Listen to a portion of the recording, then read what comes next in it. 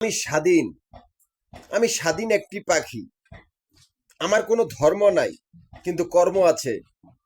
আমি কোনো ধর্মকে পছন্দ করি না, কেননা এতগুলা ধর্মের কুকুরকে আমি ভালো মানুষ দেখি না, এটি সমস্ত হারাম করে দেখছি। আমি একটা গ্রুপের নেতৃত্ব দিছি, এমনকি একটা গ্রুপের সমস্ত সম্পত্তির মালিক। আমার সে দলিলের অফিসগুলা মিরপুর, নবাবপুর আর মতিঝিল, এই তিনটা সেকশন আমার দলিল অফিস।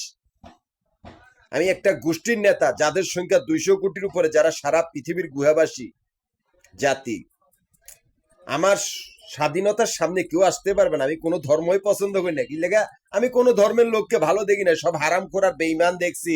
এতগুলা কুত্তার বাচ্চা ধর্মের ছত্র ছায়ার ভিতরে শয়তানের আস্তানা খুলে বইছে, এতগুলাকে আমি ঘৃণা করি।